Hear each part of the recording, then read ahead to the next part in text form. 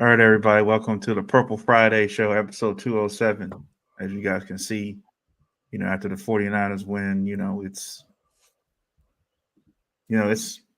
Ravens gang all day. This is what it is, man. We ran up in there,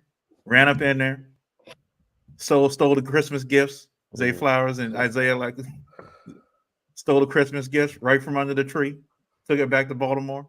Number one, number one Yes. team in football. I mean, look, I came in during the game. I had my issue though. Like in the last pod, I was like, I don't know, they're gonna lose. I think, like I said, 28-30. I think they're gonna lose by 2 points. Ravens went up in there. It was a 6 point spread. I think when the game started, I think I looked at it yesterday. It was a 6 point spread at the start of the game. The Ravens went up in there. It looked closer at the end because they got some garbage touch. They got a garbage touchdown at the end, but Yeah. Ravens went in there and just physical, out physical the 49ers in their home stadium. After halftime, the crowd was like dead after Yeah. halftime. Dead. And it wasn't even that like that big of a lead. I think we had like a 2 point lead. I think we had a 2 or 3 point lead going into halftime. But you could just feel the momentum was on that Ravens side.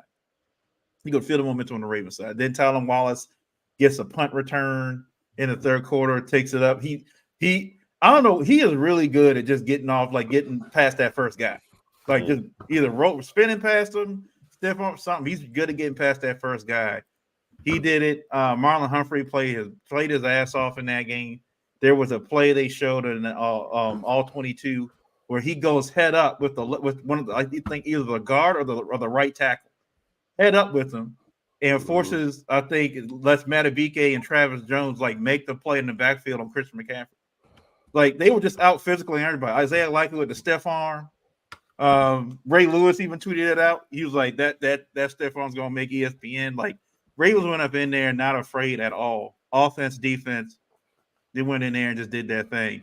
Lamar Jackson, I think his best play of the game probably was that when they were backed up onto the 49ers logo, and it looked like it was going to probably be either a 60-yard field goal or a punt on third down, and Lamar runs it like 25, 30 yards upfield to put it on the 10-yard line.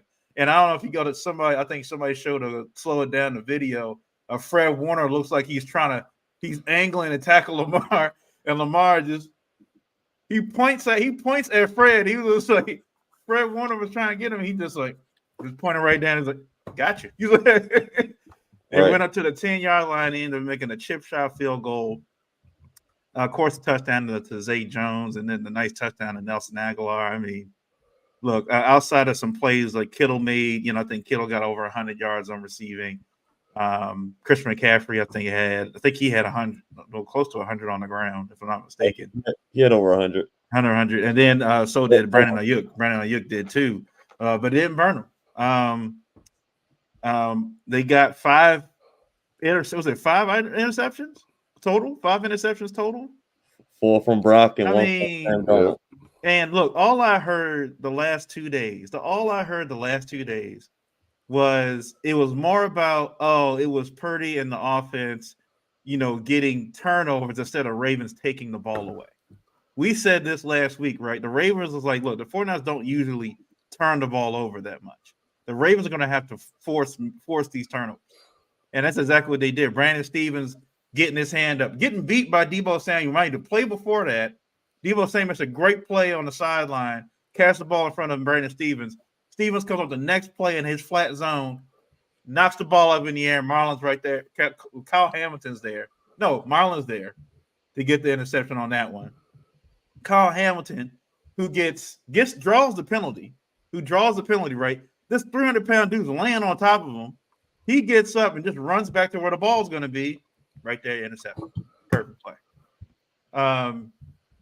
Yeah, I mean, all phases of the game, the Ravens just dominated them, man. It was when me and Trey after the game were, talking on the on a messenger or whatever, and we talked about that Brock Purdy the stinger he had.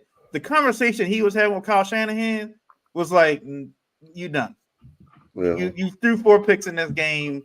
You done. Now look, you could argue the 2 picks, like, okay, the 2 of them they got popped up in the air, but the other 2, Threw one right to Kyle Hamilton. The other one was to P Queen. That was kind of tipped, but still, he threw it right in his direction, right to P Queen. Yeah. The Ravens just, I mean, they look for the Ravens did everything that no other team has been able to do against the 49ers. And they just out physical them.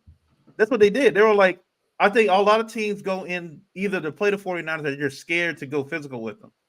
They're scared to get physical with them. And the Ravens did it. Ravens were like, all right, you guys are bullies, and we're bullies too. This is AFC North football. Y'all in NFC West, y'all not used to this kind of football. As P. Queen said it, we play a different brand of football. We play a brand of football that people aren't really ready to play. It is what it is. So I'm like, look, I was upset Matty Beaker couldn't, break the record and get his next sack and set the Seagulls set the 13 game record for most consecutive sacks. But all in all, look, Lamar threw the ball, I think 36 or 35 times, I think, ended in that game. I just love the energy of this team, man. I love it, especially that when they celebrated when Zay got that touchdown. That was perfect. They had the music queued up. The Grinch, like after he did that, I mean, it was on point. So I love what they did, and that's all I gotta say. What do you guys think? I had to take the ski mask off first. Mine was a little tight around my face, but that was a phenomenal, dominant win. I think the key word that you said was just physical. We out physical the 49ers in every aspect of the game: offense, defense, special teams. I was not surprised about how we out physical them on offense, but it was really, really kind of different to see. I mean, as many problems as this O-line has had in these last few weeks, they had the perfect game plan, which it seemed like that whatever the game plan was, it took a lot of pressure off of our line, and they were just kind of able to, do them. Like, I didn't really see many bad plays. They doubled Bosa a lot, obviously, and Chase Young was kind of a non-factor. I mean, as those guys were rushing downfield on Lamar, it was just kind of like inviting Lamar to take it back to 2019 on him. It was like he just full reign of the offense. He was able to, pick his spots. And it's not like he ran for 100 yards. He ran for, I think, 40-something yards or something like that. But it was always on those crucial downs where he was able to do that. And that one long run that Miles spoke about, as far as, when he pretty much, Fred Warner had no shot at retrieving Lamar at that point. But in that play, it was like Lamar's really just toying with the defenses at this point. Like, I don't think we've seen Lamar run full speed one time this entire season. Like, he's just pretty much taking everything that the defense gives him, and he just pretty much took over the game in a sense where, if you look at the numbers, the rushing numbers, we barely broke 100 yards rushing in this game. Mm-hmm. This was literally a Lamar ball type of game. Like, it was literally everything was in his hands from start to finish, no matter how close the score was. It never really seemed like we were in danger of losing this game. The only moment in this game where we were nervous and were in fear of maybe this might not go our way was when that referee tripped Lamar in the end zone, and we was like, okay, the fix is in something. I mean, this is just not a good way to start a football game. But they pretty much rose through the adversity rather quickly, played phenomenal defense. I mean, there were a couple of big plays, but the defense was able to overcome it, and they were able to force them to field goals instead of touchdowns and things like that. So it was just a phenomenal all-around team win. Tylan Wallace, clutch. It's coming up clutch. We kept the short field, I feel like, almost majority of that game in key moments. We talked about how close the score was going into the half, and we knew the Niners were getting the ball back. I think if you would have asked most people, you would have probably assumed that the Niners were going to probably go down and score at least that first drive, and maybe, we'll figure it out later on. But no, we stopped them on that drive. We were able to keep them from scoring a touchdown. And like I said, we never looked back. That third quarter, it was just outstanding. Like, it was just easy. We saw the physicalness from Isaiah Likely with that stiff arm. Even Odell Beckham, I seen a couple of clips. He just blew the DB up on a Yeah, block. I saw that. Dude just collapsed it. Like if you're getting this from Odell, these are the leaders on your team. If you're getting this from Odell, like you can tell what the trickle down effect is. Odell barely contributed in this game outside of blocking and things like that. He barely contributed. He barely had any stats in this game. After the game, he's probably the happiest person in the locker room. That just tells you what type time this team is on, what the priorities are, what the main goal is, how selfless this team is. It's just good vibes all around. And we compare the vibes to 2019, and I think it's even like a step up. I mean, 2019 the vibes were immaculate, but I think the fact that we've been there with this with majority of this group or some of this group of Lamar, and he's already been down this road, it's like, yeah, the vibes are good, but I feel like they're more locked in than they've ever been. And the fact that we're peaking at this point in the season, it couldn't set us up for a greater return in these next few weeks and then headed into the playoffs. So just a couple of key things I've seen outside of with our defense, we just seen individual play after individual play. Obviously it was a team, a great team defense, but just the plays from Brandon Stevens, like it was just the tip drill that we did multiple times. Like it's stuff that you practice every week. It don't always come to you in the games, but you practice, you prepare for it. Stevens was just on point. I mean, it's just good instincts, and you kind of seen you kind of see the like the adjustment he can make from being on the island one play and then coming the next play he's on a blitz and he's able to react that quickly to tip that ball to Marlon. And then Kyle Hamilton being Kyle Hamilton on a sore knee didn't disappoint as well.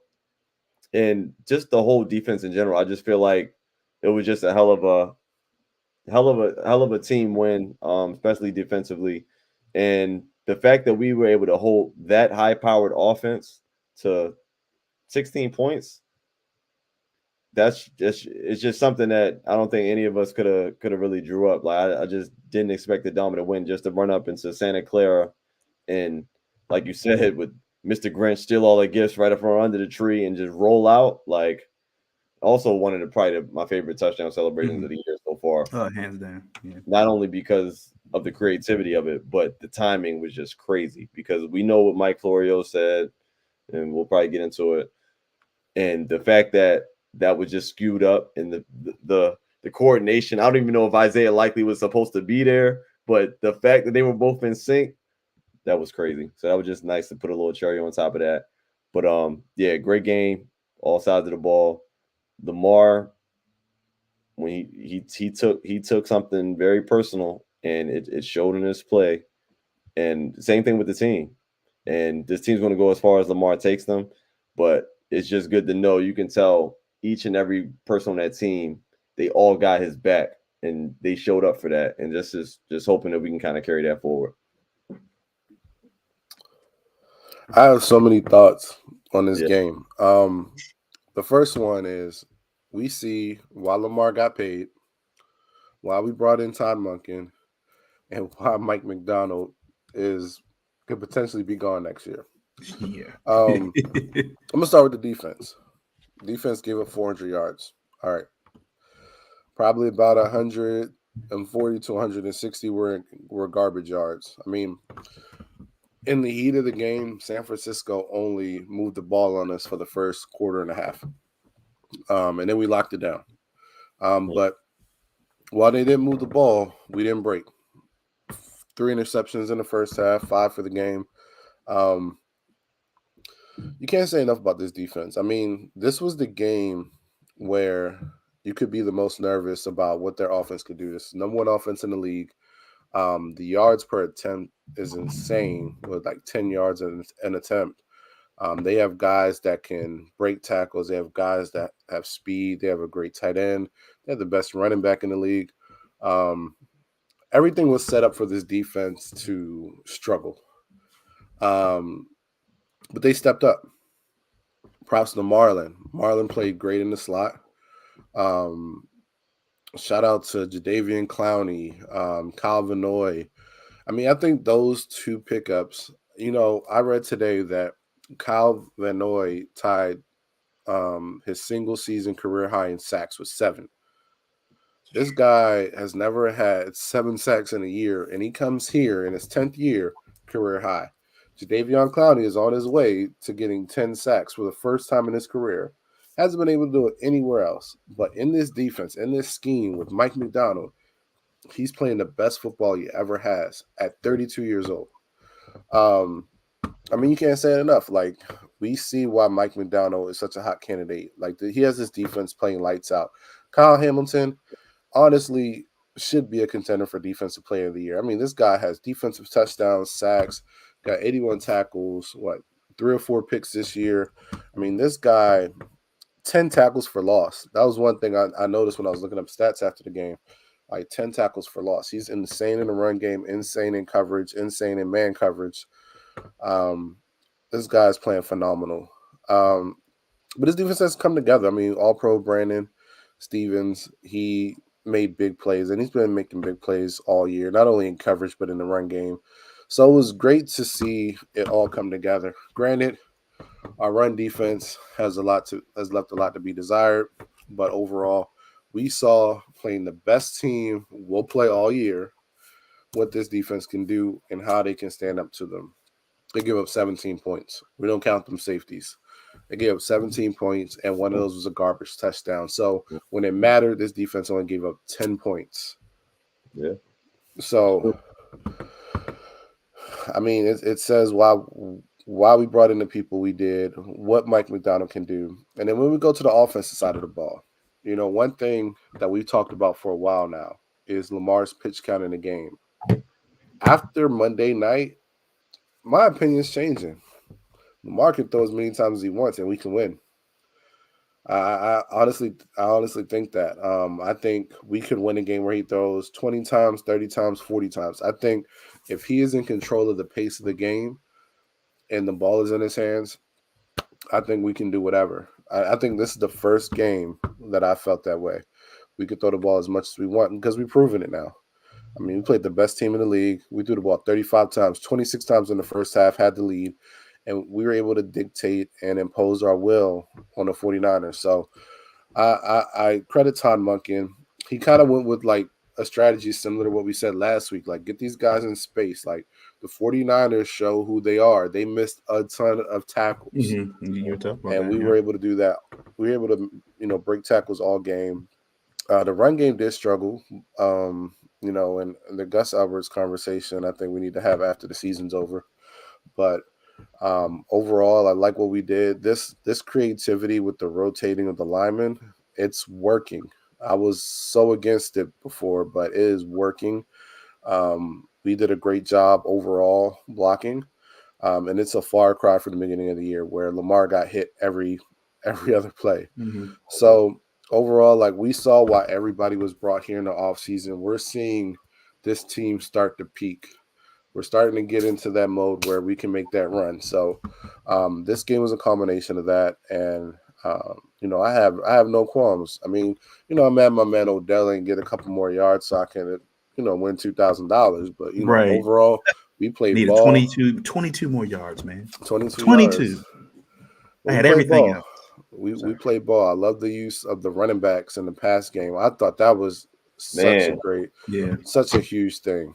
Gus play again. That Gus play. The same play you saw against the Seahawks or the Lions. Yeah, I think it was the Lions game. I think they went back to it, but this time they drew it up. Yep. Yeah. So that dump off was there. So great game overall. Big shout out to the coaching staff. I know we give them hell all the time, minus Mike McDonald, but great win overall. Yeah, like you guys were talking about that Gus play. They said after that game, after that play in the Lions game, Gus and both Lamar said that wasn't even that wasn't drawn up that way. Gus was just kind of like supposed to be in the block, and no one else was open. So he just like, all right, I'll just go in the check down. He was wide open. So it sounded to me like Monken was like, I like it. And he just kind of, I think he kind of wrote that. We got to make sure we, Yeah, so it's I think it's Ronnie Stanley, I think they said he had zero pressures given up too when he was in the game. Yeah. So he played his best game on the O-line. They talked about how Monken did a phenomenal job kind of eliminating Bosa from the game in the pass rush pretty much. They done that pretty good. Like they did the same thing against Aaron Donald. They give Monken a lot of credit. He kind of identifies who they need to kind of slow down and say, well, we'll let everybody else, if everybody else beats us, then fine. But I think that, they rely on Lamar. And we've seen now, I think the last few weeks that Lamar Jackson is now starting to all right, I'm going to take off now. Like he's not sitting back there just waiting for the play downfield. Like that play where, like I said, they're backed up to the 49ers logo and he takes off for 35 yards, get him into the 10-yard line. That was clutch. That was clutch. Like you guys said, he's been run. It's not, and people have been saying like, it appears like, oh, is Lamar is he hurt, or is the ankle injuries or the knee injuries that really affected his legs? Like, no, they said Lamar is being more conscious now about how he runs because he's running because he's making sure I can get down, eyeing the field, going down in a safe space, and making sure I don't hurt myself. Because you saw what happened to Keaton Mitchell. We talked about that last week.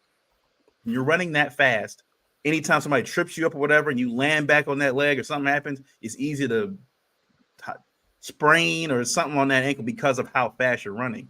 And Lamar is doing a good job of be doing like if you're driving manual, right? He's going into the first gear, he's going to second gear, bringing it down to first. Like he's knowing when he can take off and when he can accelerate and when he needs to slow down and kind of get down and be safe about it. So just smart football all in all, I think, from the Ravens offense.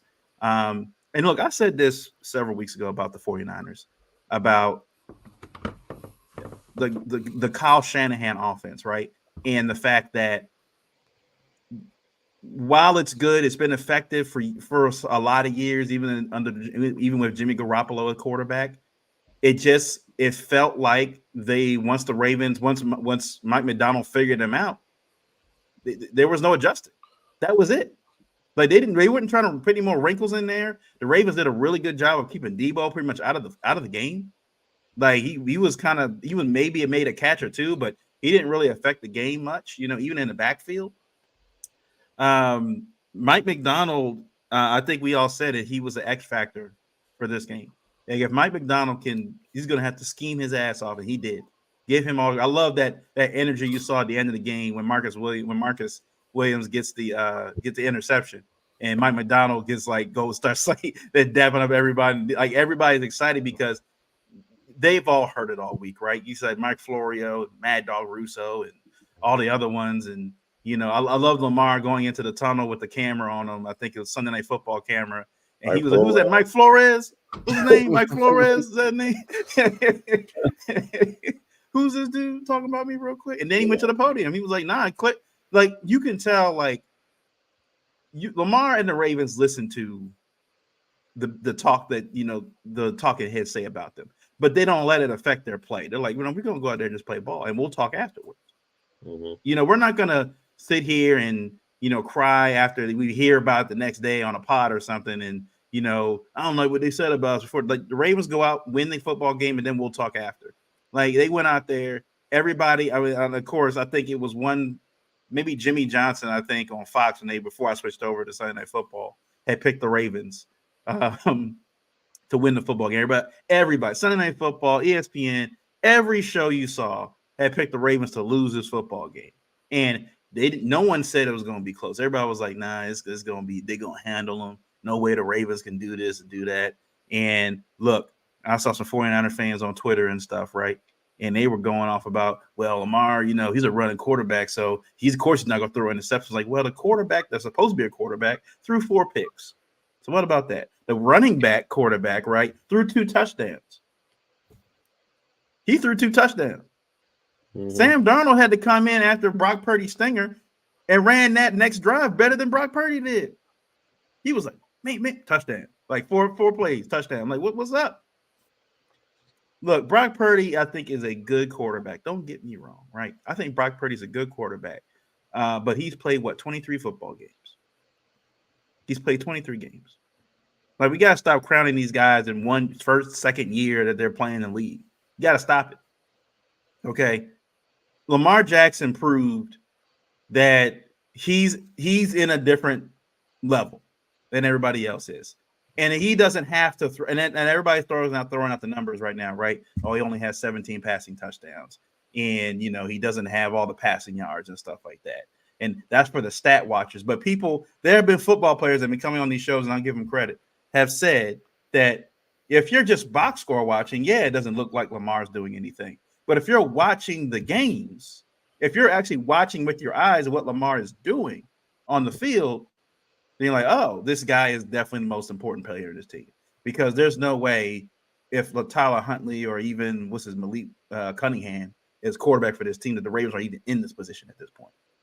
And we remember the last 2 years before Lamar got hurt, the Ravens were at 8-1, 7-1, whatever. They were at the same spot before Lamar gets injured. So Lamar has been that guy, right? They've been trying to put everybody else ahead of him as much as they possibly could. They've been trying to put everybody else ahead of him. And Brock Purdy, there was that one play, I think, towards the end of the game where Brock Purdy threw it over his shoulder. He was getting sacked, and he just kind of threw it over his shoulder to Chris McCaffrey. And I was like, man, if Lamar can do it, I got what way I'm playing ain't working, so I got to do what something Lamar does. But yeah, I think Lamar Jackson. Forget the numbers and stuff, right? It's about what they're doing on the field. If we're looking at stats and stuff, I'm like, okay, then there's going to be a quarterback on a bad team that's going to win the MVP just because they throw for more yards. Right. Like Dak Prescott for years with the Cowboys, right? Like even last year, the last 2 years, how many times did he pad stats in games throwing 400 yards and 3 touchdowns, and they still lose by 6 because they were down by 21 in the fourth quarter? Like, yeah, of course, if you're looking at box score, it looks, oh yeah, he's doing like that. But if you're watching the game, like, oh, that's garbage stats. He's not doing it at critical moments. And Lamar is 20-1 now against the NFC. 20-1. I don't know any other active or quarterback that's retired that has a record like that right now. A 20-1 record against an entire conference. Maybe outside of Tom Brady against like a few teams in the AFC East, maybe. When Tom Brady was at his dominance with the Patriots, I think he may have had a record like that against like AFC East opponents. But I don't have it against an entire conference, 20-1. That's insane. It's insane. So, I mean, the Ravens go in there and they handle business. Look, I just look. We said that the Ravens offense was going to get physical, and they did. They got physical. They did. They were stiff arming guys. They were blocking guys downfield. O-line did a phenomenal job. I think that's no much more to say. I think for the Ravens, that Ravens game. I mean, it's the number one seed. The Ravens kicked the shit out of the Niners. They did. R.I.P. to the Niners. It's. I love. I did all like on Speak that they brought in a Raven to just kind of sit there. And squawk at the whole time too. Yeah, he was chirping the whole time. And then when they started talking about Lamar or something, and he got on the table, whatever, took somebody's highlighter and took it from something. Yeah. It was, but now look, even today, people are still saying, "Well, I don't trust Lamar in the playoffs." Well, I don't think he's going to do well in the playoffs. The goalposts keep moving, right? And then Shannon Sharp came on Monday, and of course, what he did was he basically said on First Take, he was like, "Well, we got to see Lamar play from behind, right? We got to see, can Lamar really bring this team from, if they're behind by 14 points, can he really really come on, man." Come on, we gotta keep moving the goalposts here. Yeah, always. In regards to the MVP talk, and we the way they're talking about Pat Mahomes right now, they're crying. I mean, if Pat Mahomes were to walk in the NFL Network or ESPN, everybody would just cradle him like a baby right now. It's okay, Pat. It's not your fault. It's not your fault, Pat. It's Valdez Scantling. It's Kadarius Toney. I didn't see any of those tears when Lamar. Week 8 when we played the Steelers, everybody dropping those passes, still Lamar's fault. Lamar wins the MVP in 2019. Willie Snead is his number 1 wide receiver. Yep. Look at this year. Look what Lamar is doing in his MVP campaign without Mark Andrews. I mean, Without Mark Andrews Mark and his Andrews, starting running back, J.K. Dobbins, his two best running backs are hurt. Mark best running Andrews backs is are hurt. Mark Andrews is gone, his number one target, pretty much. And like Travis said last week, Odell is he's good, but he's not being worth his $18 million. Yeah. He's getting Nelson Aguilar in the end zone against top defense. Right. He's making Nelson a top, like a number 2 wide receiver in the NFL right now. Nelson has been doing numbers with Lamar. So unless we got to stop this. I think Lamar, what they're afraid of is Lamar changing the narrative of what a quarterback is in the NFL. That you don't have to be. We've been so used to the Tom Brady numbers and the Peyton Manning numbers and Drew Brees, right? That everybody's throwing 4,500 yards and 35 touchdowns, and that's what we're expecting out of these quarterbacks. But we're seeing what it really means to have a team atmosphere, right? It's not on anybody, really one person. Yes, Lamar is, as they say, the straw that stirs the drink or whatever, but they still rely on likely to get these yards after they catch. They're relying on Zay Flowers. They're relying on the O-line blocking, Gus Edwards, Nelson, the defense giving them short fields. That's another part of this too. How many times this defense and special teams now the last few weeks, given the Ravens, having them start at either the 50 or the opponent's 40-yard line. So of course he's not going to throw for that many yards because they're starting on their side of the field. So I'm like, that's part of this too. This is when you don't build a team around one player, right? When you build a complete team. They brought in Mike McDonald to coach this defense. Look, I don't know what the rules are for paying coaches and assistant coaches and stuff, but if the plan is like, look, man, Harbaugh's going to leave in like 3 years. We're going to pay you. We're going to make you the highest paid assistant head coach, and you're going to be the head coach in waiting. This is your job when Harbaugh leaves in the next 3 years. If that's the plan, I'm with it. They got to do what they can to keep this man here. I know assistant coaches leave. That's what happens. Ravens have gone through it year after year, but we haven't had a DC like this in a long time. I think that's partly why we need to win a Super Bowl. Yeah, especially now. Yeah, I feel like Harbaugh will be, it'll ready be to hang it up, walk away. Yeah, had just ride off in the sunset, opposed to coming up short, knowing that he didn't have that opportunity. So I mean, I hope it plays out that way, but by all means, I think losing Mike McDonald would be a major hit. I think we got to figure that out somehow, one way or the other. Yeah. Another thing is Mike McDonald may pull a Ben Johnson. Ben Johnson was the hot coaching candidate last year, and he was like, I'm not going to any of these little crazy franchises like the Commanders or the Panthers. He might just stay another year. But there's a lot to figure out there because, I mean, if he does take over the team, if Harbaugh does go into the sunset, we win a Super Bowl, there's a lot of decisions to make in the offseason. So I think all that can factor it. But we got to throw the pocketbook at him or whatever Bashad he has. They got to try to keep him here.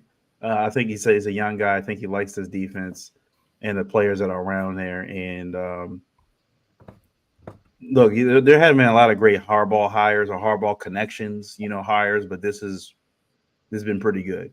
And all in all, like I said, we've had our issues with Monken from time to time, but it feels like, look, there's been a lot of changes in this offense, right? Mark Andrews goes down. J.K. Dobbins gets hurt week 1. Then Keaton Mitchell gets hurt last week. So, I mean, there's been a lot of changes in this offense, and they've had to do some shuffling. Stanley's not playing well. Moses, like you said, the shuffling of the O-line. So there's been I give them a lot, give Monken and the assistant coaches on offense a lot of credit. There's been a lot of moving parts, and they've been able to keep things afloat. So I give them a lot of credit there. So, but yeah, we'll move on to some Week 16 news. So the Steelers beat up on the Bengals on that Saturday night game. Steelers still, I don't think they're playoff. I mean, they might make the playoffs, but Pickens had a phenomenal game. He had 197 yards and 2 touchdowns, something like that. A lot of goddamn yards. But that's what Pickens does, right? He has there's games where he goes missing, and then he has a game like this. He had another one like this earlier in the year, where he had 150 yards and 2 touchdowns, and then the next 6 games, nothing. So he's like the new. I don't know if I guess he's like the new Mike Wallace for them. But he's a home run hitter. He could be a home run hitter, but it's not like he's catching. He's not getting the targets or he's not getting the catches week in and week out.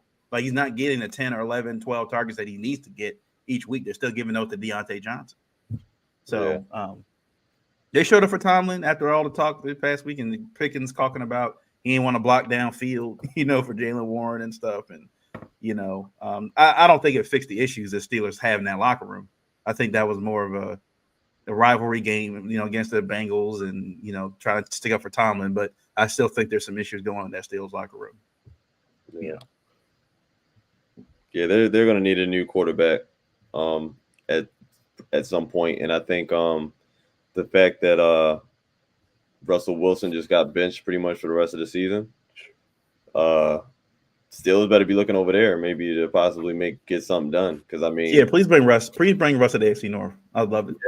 Yeah, I'll take it all day. But at the same time, it's like you just never know with Russ, man. Like he could fall into a system where it'll be like he was in Seattle again. You just never know. And the Steelers, they will have an OC next year. Right. Because they had to fire the OC, so that's a part of the issues that that they're having now. I mean, they fired a horrible OC, but like they don't have nothing. It's not like they have anything better right now until next year. So that combined with the QB situation, it is what it is. But the fact that they're still winning games, with all that being said, it's like no matter what, hopefully we'll win next week, and that last game don't matter. Yeah. But it's still the Steelers, and just for whatever reason they just refuse to just lay down and die.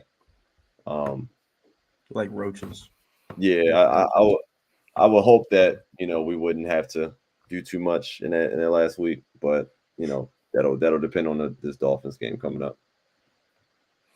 Yeah, the Steelers. I mean, the AFC North, is filled with some teams. I know we joke on them, and I know we talk about their quarterback situation, but any given Sunday, these AFC North teams can win ball games. And I was actually thinking about that too, Trey, about they can be looking in the offseason at Russell Wilson, because that whole situation opens up a floodgate for a lot of teams, even the Browns. But I think the Steelers, they're in a good position to sneak in there as a lot of other teams, because the playoff picture is crowded. But Very. I think in relation to us, I think that last game isn't going to matter too much. It's probably, depending on what happens this Sunday, it'll be a rest game for the team. So we'll see. I mean, as of right now, it's like it's still only like 3 teams locked in for the playoffs right now. Yeah, I was looking at it. They right clinched started. officially. It's a lot of 6-loss, 7-loss teams.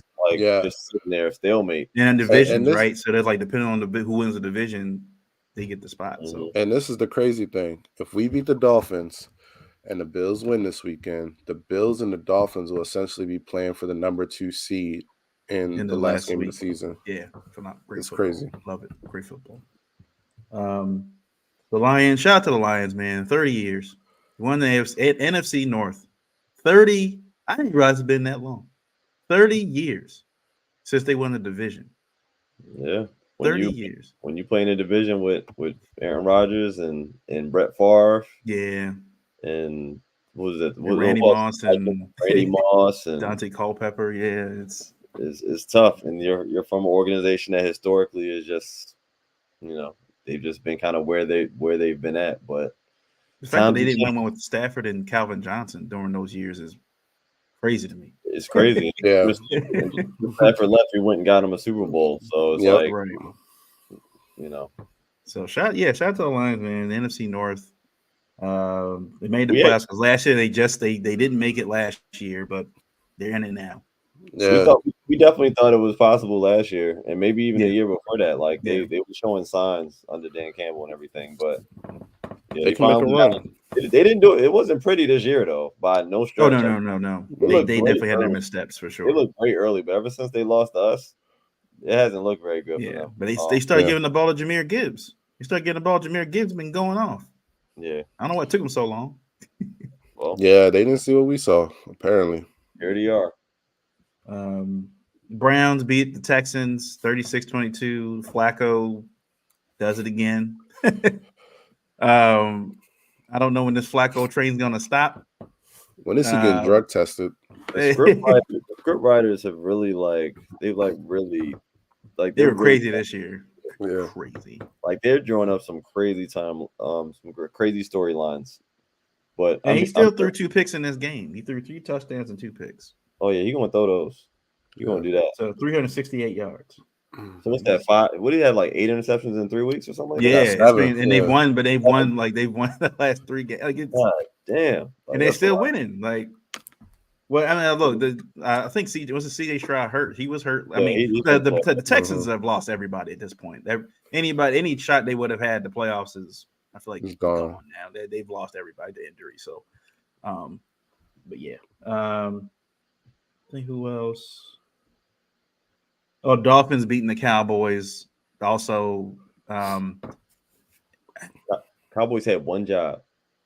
All he had to do if they had beaten the Dolphins and we win, if they had beaten the Dolphins and we would have probably had we probably would have had first round. Like the next week maybe wouldn't have mattered, to be honest with you. They were like, if we win, either we win against the Steelers or we win against the Dolphins, we get the number 1 seed. It wouldn't have mattered. They had one job. The Cowboys just cowboy. Can't win an away game against a good team. You know. It's crazy. Yeah. I don't want to hear any more about these Cowboys and their expectations, man. They got to prove it to me. Yeah. They got to prove it. Every year it's the same story. They do this stuff. They look good in the middle of the season. Everybody's like, they're Super Bowl favorites, and then they find a way to just roll into this. Not roll. They just kind of stumble into the playoffs, and they get knocked out in the first round. So until they do something else, they got to prove it to me. And then Raiders. Oh yeah, let's talk about this real quick. The Raiders beating the Chiefs. Not a good look. It's a problem in Kansas City. The Chiefs fans, rough. They had Brittany Mahomes and Taylor Swift up there holding each other and just like because of consoling each other because of what just happened. Travis Kelce threw a fit on the sideline, threw his helmet. Andy Reid told the equipment manager, nah, he don't get his helmet back. And then Andy Reid kind of like shoulder bumps him, whatever, on the way to the field. But look, I think Travis, you mentioned this in preseason about Travis Kelce. He throws these fits. He's been doing this, since he's kind of been the guy. He's been throwing these little hissy fits all season, but they've been winning. So no, it's never an issue. It's never an issue. He does it in the game, and Andy Reid was like made it a point, like, nah, you don't throw your helmet and all this. I know, I get it, you're angry and stuff, but we're not playing well right now. Patrick Mahomes, was it a week after getting his old line some golf carts? Looked like he was about to take the keys away from him. He was on the sideline with his coat. Patrick Mahomes is going through it right now. Yeah, you can tell mentally he's going through it right now.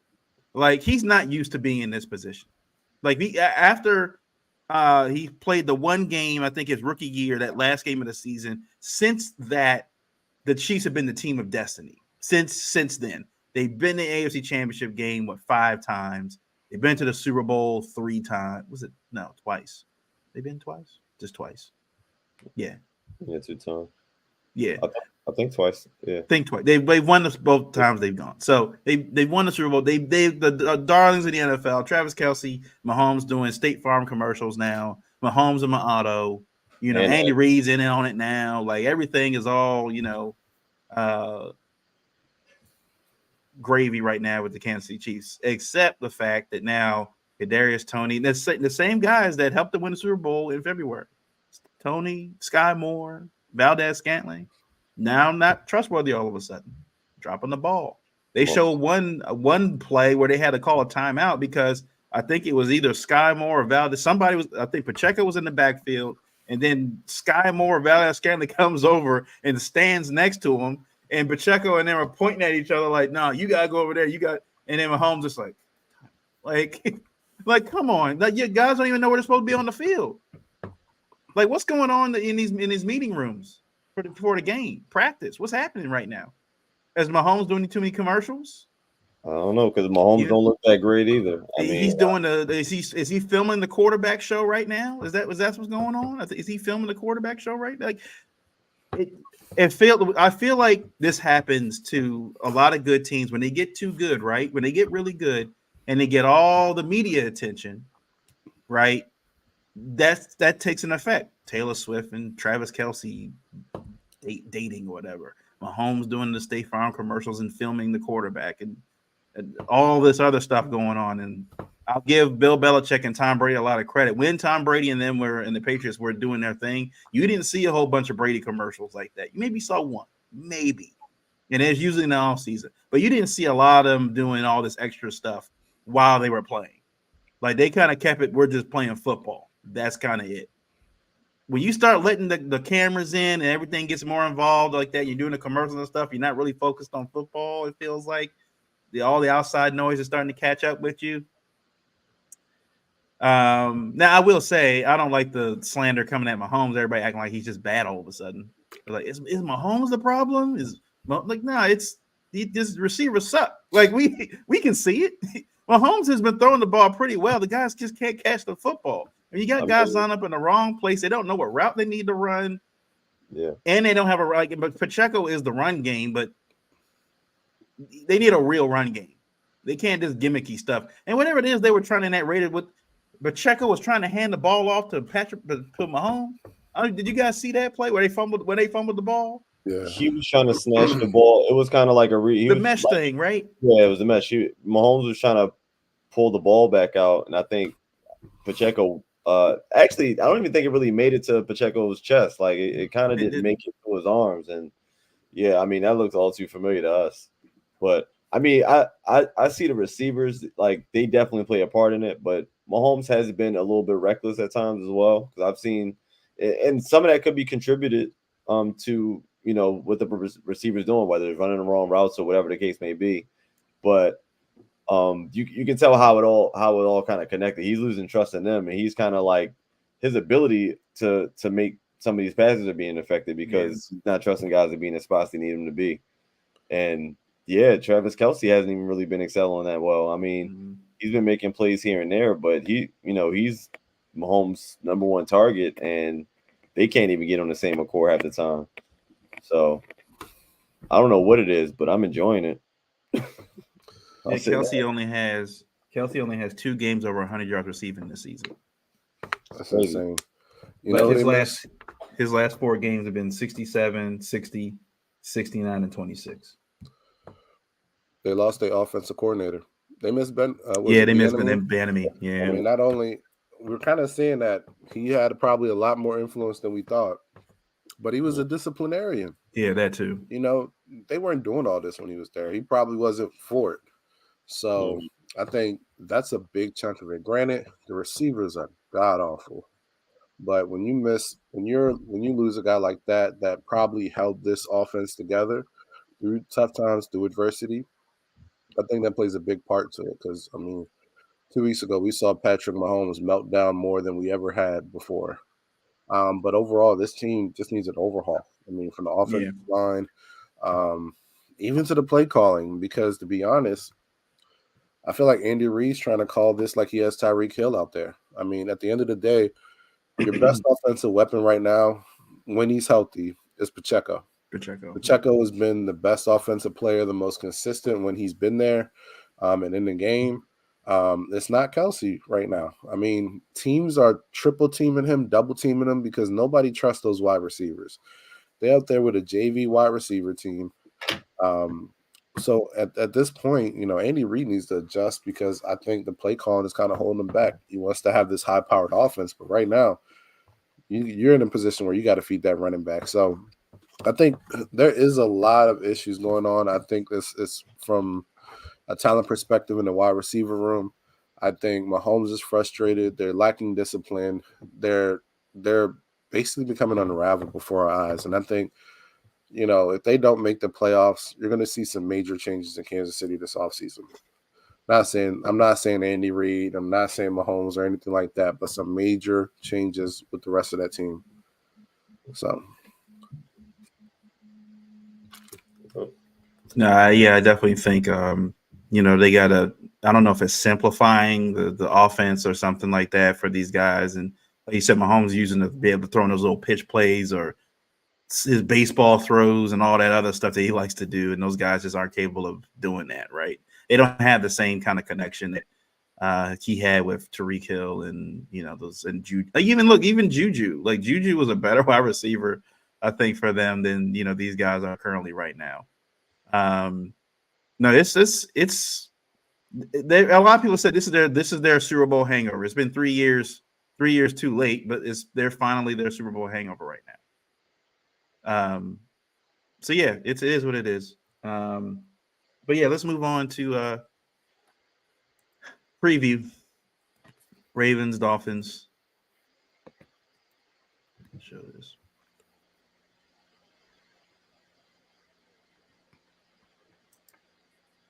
It's not clear.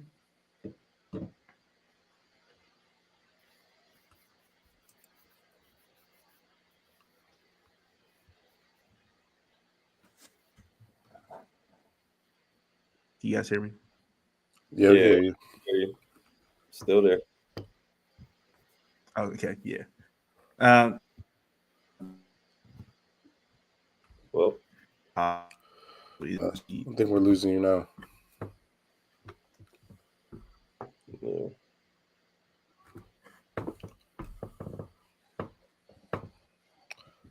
He's stuck. Yeah, he's all the way. About to drop. Oh, it just caught up. Can you hear us, Miles?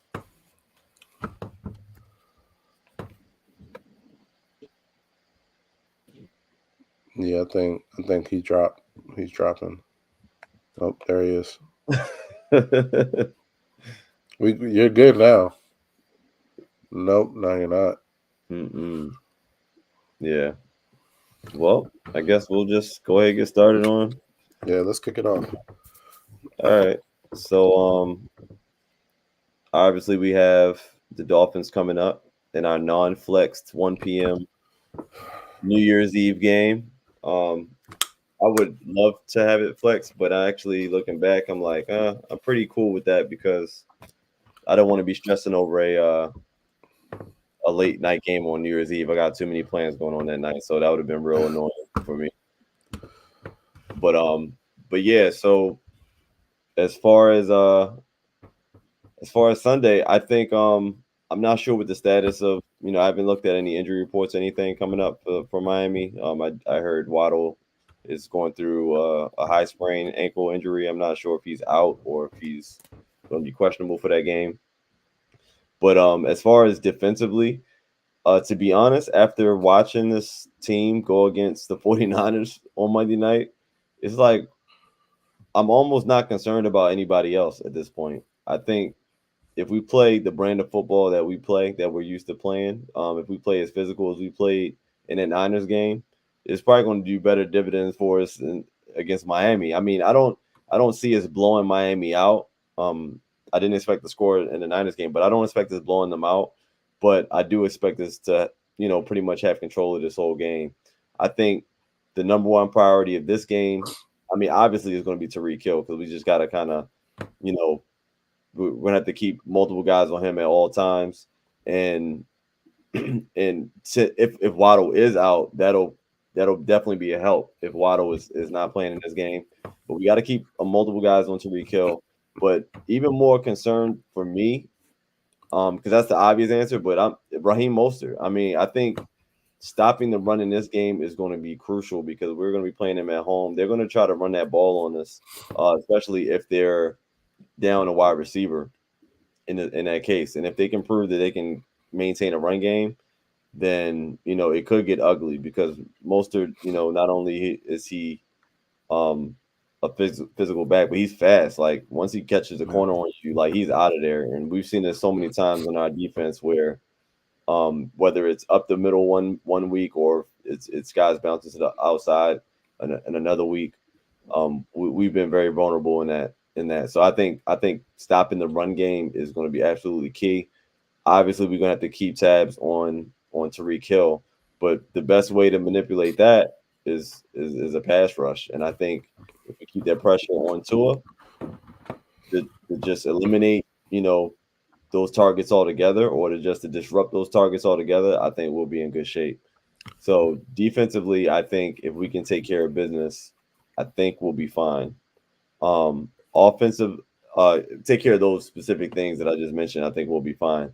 I'm not really. I do want to make sure that we keep Marlon on the inside, because I just think that's just needs to be his new position going forward. He played great in that position the last week or so.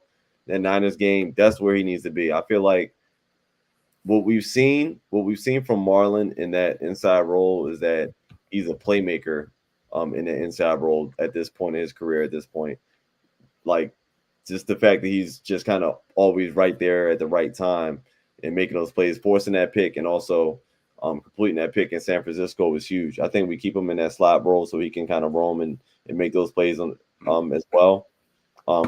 Kyle Hamilton, obviously, we expect the same from him, just playing a little bit of everything. I do want to see those guys on a lot of blitzes, some creative blitzes, just to generate more pressure on Tua. I guess we'll see how the flow of the game is going and see if our edge rushes are getting to him.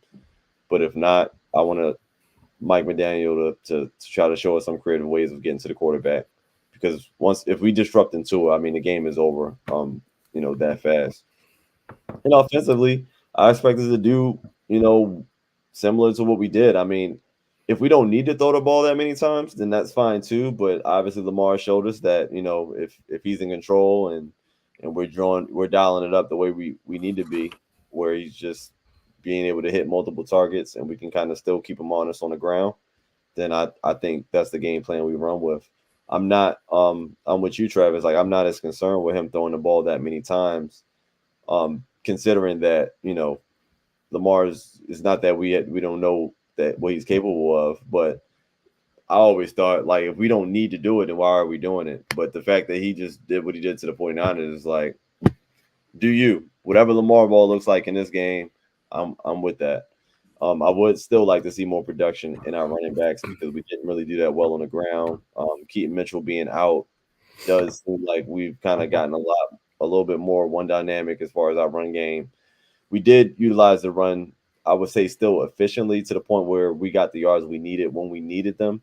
But we would want to see a little bit more control of the offense, going down on a long drive, just being able to run the ball a little bit more effectively. I don't want to have Lamar run just because our running backs aren't producing. I want him to do it because he wants to do it, not because he needs to do it.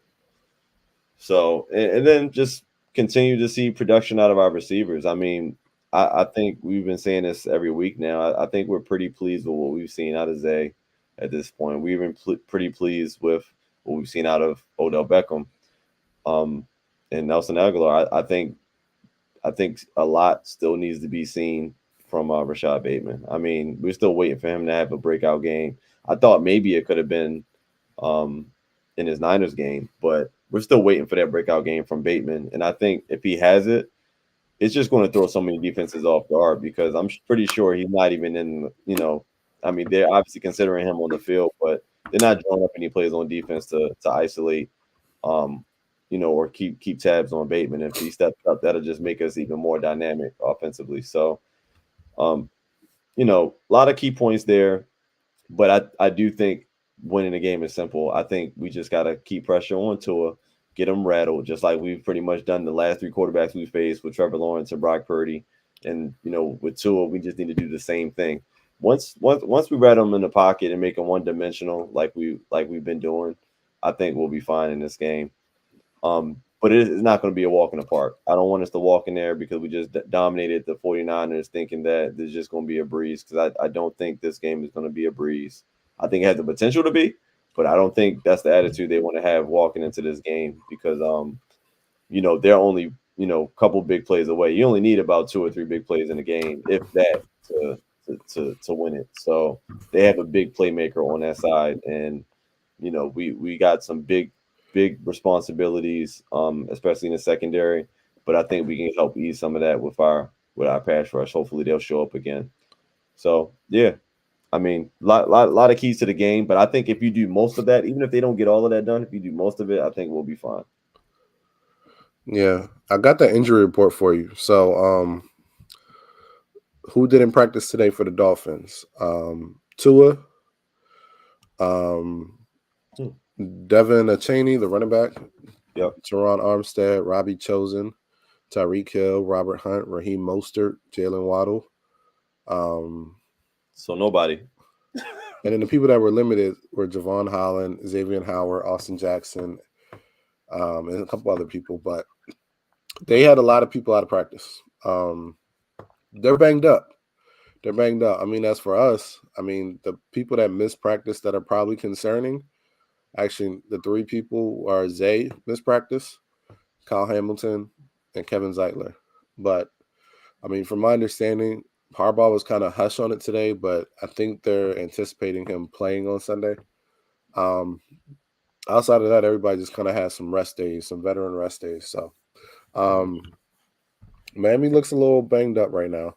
The thing about Miami is they have so much speed on both sides of the ball, but they're not physical. I mean, Raheem Mostert has some physicality to his game, but overall they're not physical. So you're going speed versus physicality in this game. So I think defensively, depending on what these injuries look like, I think, of course, like you said, the priority is Tyreek Hill, not letting him get behind you. But I think the other thing is, rattle Tua. They're going to try to get Tua comfortable early. I anticipate early on we're going to see the bubbles, the quick screens, we're going to see the slants, and I think the I think the game plan has to be to jump on those quick throws and to be able to prevent that. So I think we have to really just capitalize there and make sure we're, making tackles, not letting them get any yak, and make sure we stop that early. And I think as the game goes on, we'll have more opportunity to rush the passer and rattle Tua, because the one thing Tua can do is turn over the ball. I mean, he's up there with Lamar, maybe a little bit more as far as fumbles. He's thrown 10 picks this season, and I mean, he has a weak arm. It's not like he's going to throw the ball down the field efficiently and with strength. So, I mean, if we get him back in that pocket and we rush him, he doesn't have the strength to make a lot of throws under pressure. So, I think our game plan really just has to be to neutralize them early. Don't let them get a lot of yak. Contain Tyreek Hill, and then get the Tua, rattle him. Same concern as you with the run game. I mean, their run game is, I think, top 3 in the league. And it's so much speed, both running backs. I think we have to set the edge. This is an Owe Hamilton game. I mean, if Hamilton plays, this is an Owe Hamilton game. Set that edge, make the tackles, and make sure we don't let these guys get outside or gash us. I think that's the name of the game. This isn't a team to take lightly at all. I mean, they're the number 2 seed right now, so I don't think we would take them lightly, but we have to really be stout. We have to really make tackles. We can't afford to give up big plays, because the thing about this team is once they get up, that confidence is there and they really start to put their foot on your throat. So I think we just have to neutralize them early defensively. Offensively, they're stout against the run, but they have been gashed a lot, especially by Carolina. So I think what we can do is really set the tone with the physical run game, because I don't think they've been, paused but smacked in the mouth, this season. So I think if we enforce our will on them, pound the ball with Gus, mix it up with some other runs outside with Justice Hill, I think we can definitely control the pace of the game early, and then take our shots downfield. They're not horrible against the pass, but they're not great, and they're missing their starting safety, Javon Holland, and he hasn't been healthy all season. So I think there's some things we can take advantage of offensively. I think the biggest thing for us is to be aggressive offensively, because this isn't a defense that they don't force turnovers. That's their biggest weakness. They don't force turnovers. They don't have playmakers.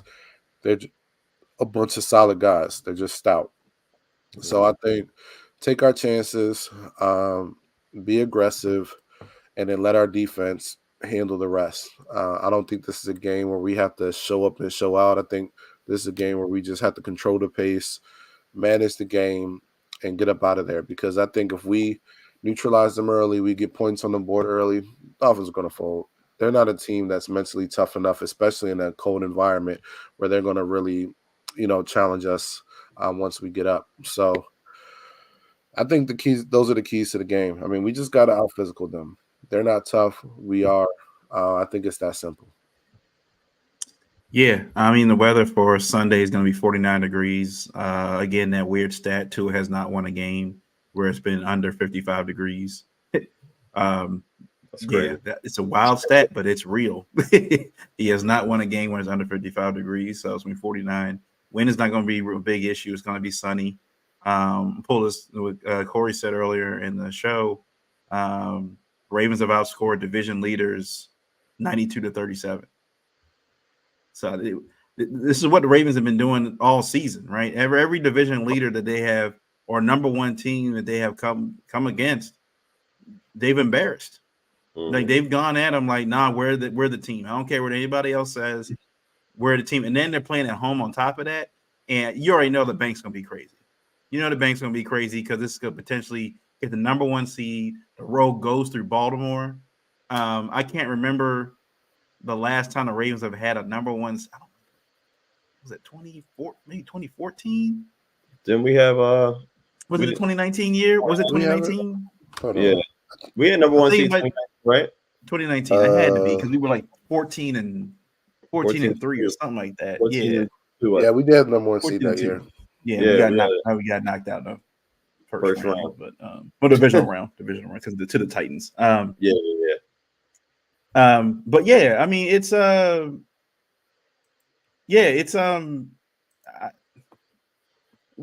will say I think what I said for the last game for the 49ers, this is definitely that game where time possession has to take. You cannot go speed for speed with this team. They're just too fast. They're just way too fast. HN and Mostert, if they hit that crease on the outside, then it's a wrap. Like we don't have if Millet's out there trying to chase dudes, nah. I honestly feel like the secondary lineup they had for the 49ers game, they needed to have for this game.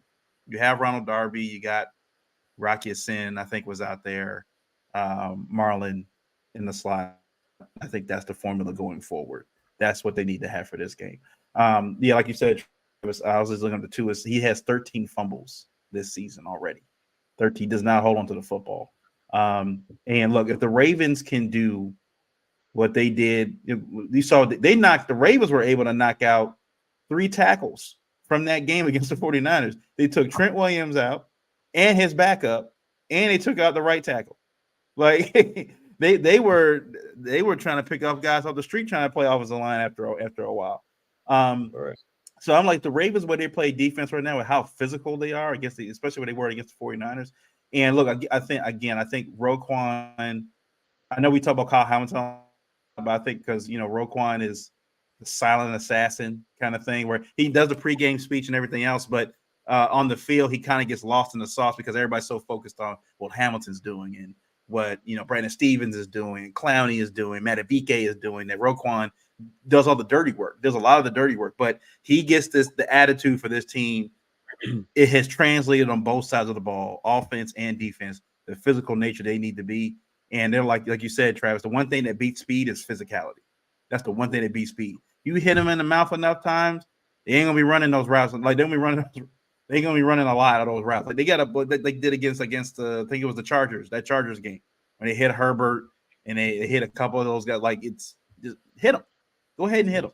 And for the love of God, Marlon Humphrey, if you have a chance to hit somebody, just wrap up, man.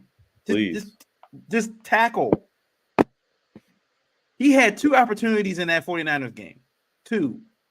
Where if he just does the wrap-up tackle, he drives that dude into the ground.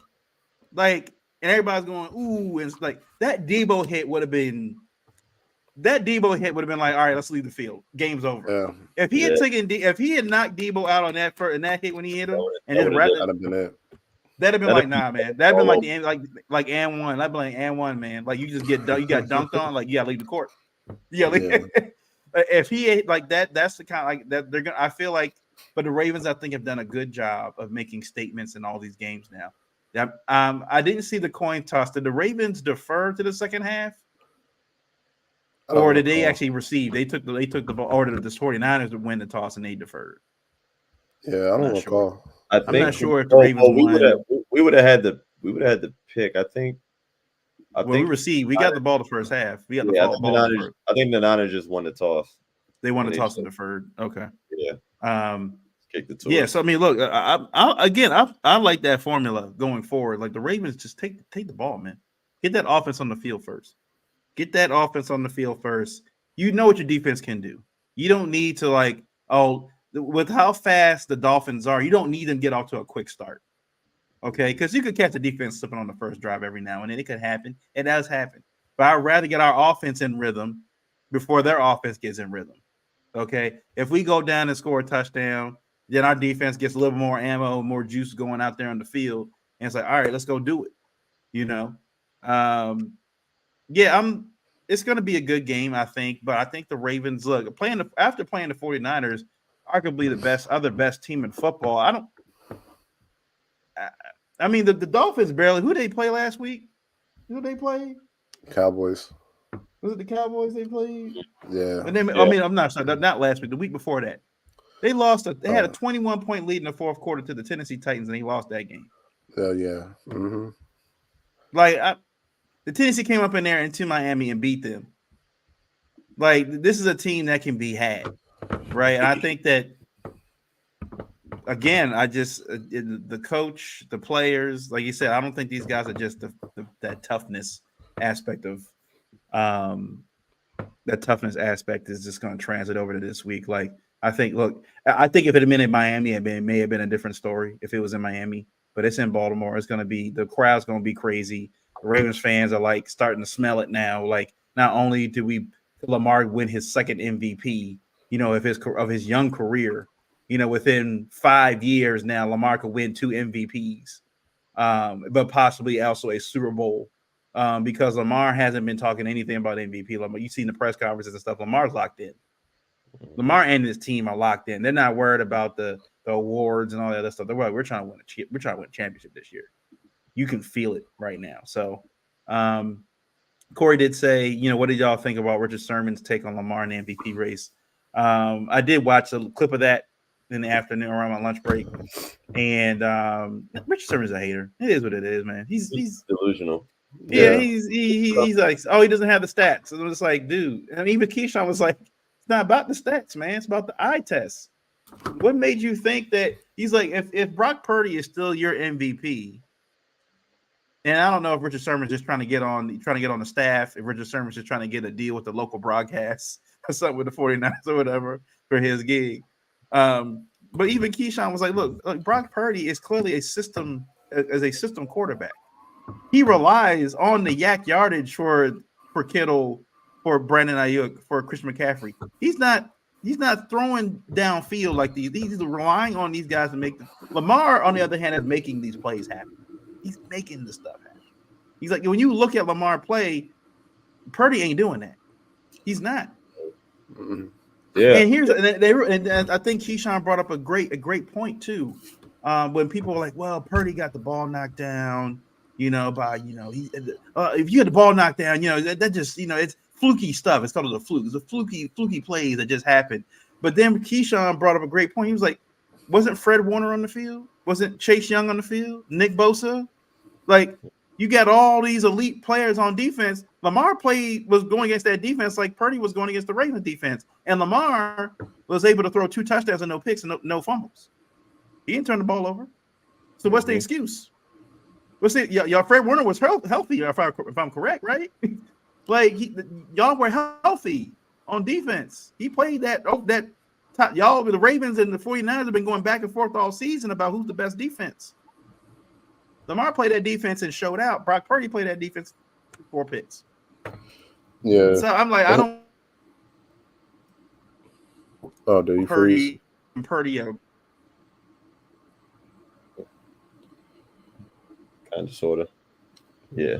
I think you're back now. About Purdy. I don't hear anything about defense. Lamar played a good defense. Played a great defense. You're going in and out, man. Yeah. Can y'all hear me? See me? Yeah, we can hear you now. Yeah. You're back now. Damn. Yeah, I mean, you can see what it is with Purdy just by look what happens when one of his key players goes down. I mean, the truth is shown just off of that alone. I mean, Lamar unfortunately has had to deal with key players going down his whole career, and he never missed a beat. He was just expected to overcome it. And even the games that he lost, they spoke about him as if it never happened, like as if these injuries never existed. And that's what's the frustrating part about it, is that you want to judge Lamar on a standard that's higher than any other player in the league. And also you want to still do that even when he's missing key players. And then when he's winning games, you want to discredit that he's worthy of an MVP. Like, you have to take your pick. It can't be all of the above. What's it going to be? I mean, look at the games, watch the games. You can kind of see what it is. I think at this point, the people who are saying that he's not the MVP, they're just not fans of Lamar in general. I don't think it has nothing to do with his play, what he's accomplishing out there, because to me, it's very obvious, and not even just being a homer. I think if I was a fan of any team in the league, I would be a fan of Lamar and what he's been doing, because nobody else has done it ever before. So it is what it is. I think, especially analysts and these guys on TV, a lot of them have agendas. Some of them are just kind of hard nosed on what they believe in, and it is what it is. It's okay. I think in order for Lamar to get the respect he deserves, unfortunately, he's just going to have to go to the Hall of Fame and then sit at the desk and be able to debate them himself, because it's really nothing he can do. I think even if he wins a Super Bowl, goalpost is going to be moved. Well, Patrick Mahomes got two Super Bowls. Like, okay, now we're back on the Patrick Mahomes after a year like he's had. So there's really no pleasing him. I think at this point, he's doing exactly what he should be doing, remaining locked in, blocking out all the noise, except when the noise is entertaining, like that Florio crap. That was fun. So I'm glad he locked in on that game, but he was able, he saved some time for Florio at the end of that. So I did enjoy that either way. But it is what it is. Yeah, and if the MVP is about all these stats like Sherman is claiming, then what is Offensive Player of the Year for? Let's be honest. That's your stats category. That's your stats award. But if you look at the actual game, you watch the film, you see who the best player on the field is, the most valuable player on the field is, time and time again. All season, it's been Lamar Jackson. They're going to keep moving the goalposts. If he wins the MVP in the Super Bowl this year, then they're going to question, if they're going to question in a couple of years, is he a Hall of Famer? Half the Hall of Fame doesn't have an MVP. Probably, no, not even half. Two. Like 90% of the Hall of Fame. Yeah, he'll have two. Right. So they treat Lamar like Skip Bayless treats LeBron. That's how the media is. They're going to constantly criticize him, ridicule him. There's nothing that he can do that's going to be enough for them. But he's just going to keep on winning, because only Pat Mahomes has a better winning record than him. No other QB. But yet they treat him like he's a middle of the road QB. But he's just going to keep on racking up the wins. Lamar doesn't care. He has one goal, and that's to win a Super Bowl. And once he wins that, he wants to win another one. I mean, that's how this guy is built. So he ain't worried about it. I'm going to keep riding for Lamar. Pause. Because that's my QB. But there's nothing he's going to be able to do that can satisfy the media. Yeah, I mean, it's clear that Lamar is changing the narrative of what a quarterback is in the NFL.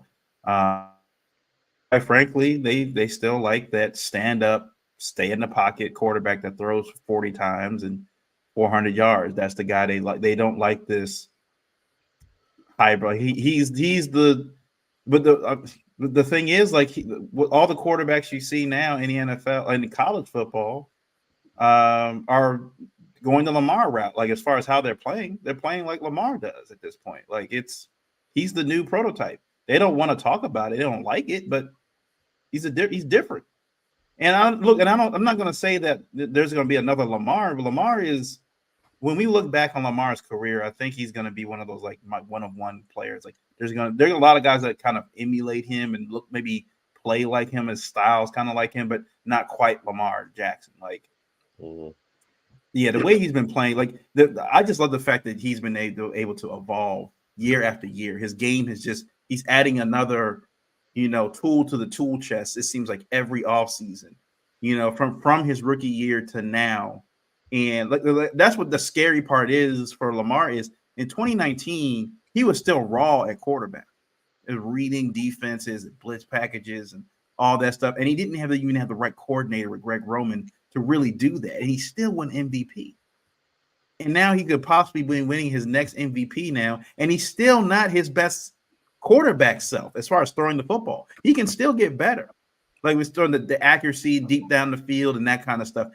We said like in the offseason, I'm pretty sure once he can get accurate, when that deep ball gets accurate, it's gonna get real spooky real fast.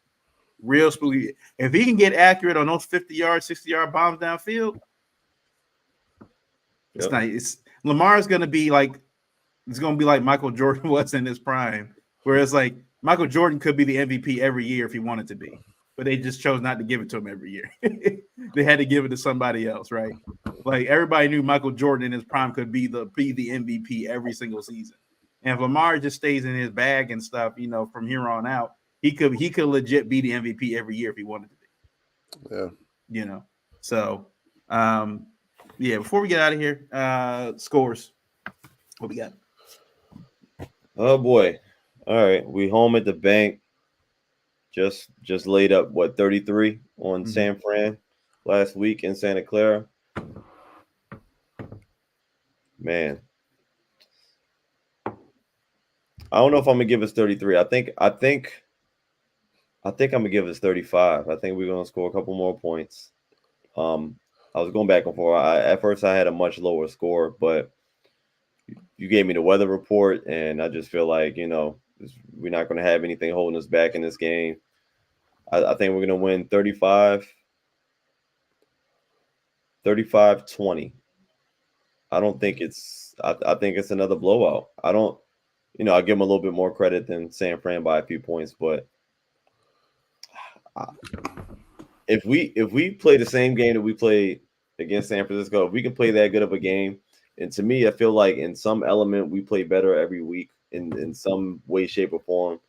The San Fran game is kind of like we put it all together, and we still weren't perfect, but we kind of put it all together, especially on defense as far as the turnovers and things like that. But I think if we can put it all together and do the same thing, I think, it's going to be a similar game. So I'm going to say 35-20. I think we control that game from start to finish. Man, this guy carrying these scores. I'm around the same number for us. I got us at 34-17. Miami's banged up, and it's going to be cold. And I think we're coming into this with so much confidence, but good confidence. I think we're just going to impose our will. We're just going to be so physical. They're not going to be able to keep up. So I think this is an opportunity where, we're just going to out physical them. I think they're going to get a couple scores, but I don't think this is going to be a close game.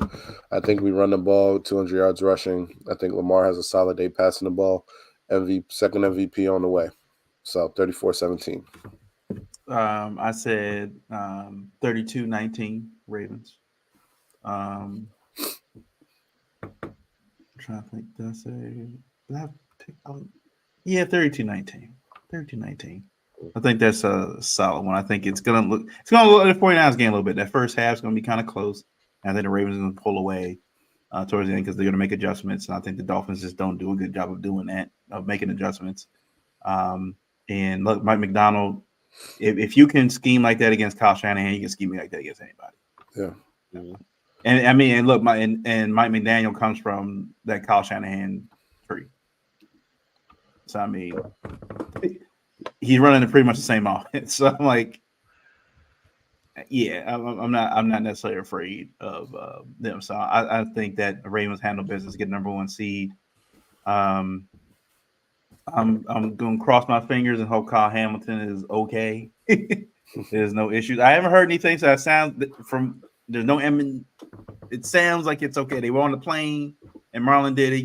His live stream and stuff on Instagram, and Kyle was in, chilling and stuff. So it didn't appear to have like anything like ice or whatever on his knee and stuff like that. So if he plays this week, I'm calling that man Terminator from now on.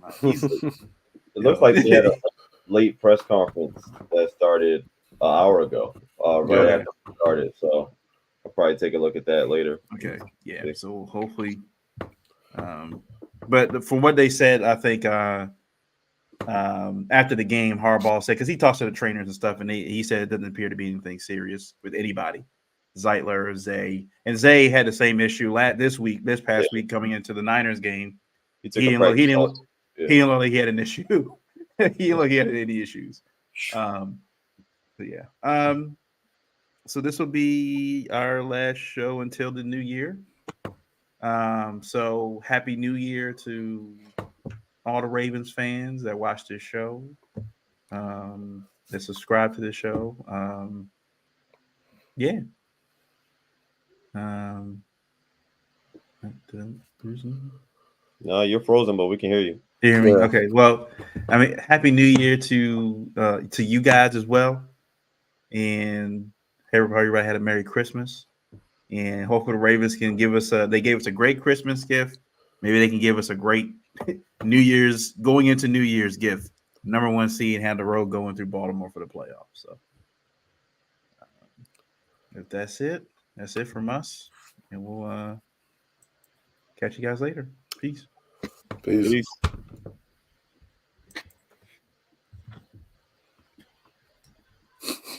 My man's still frozen. Did it end or is it still going? It's still going. You'll be ended. Yeah, go ahead.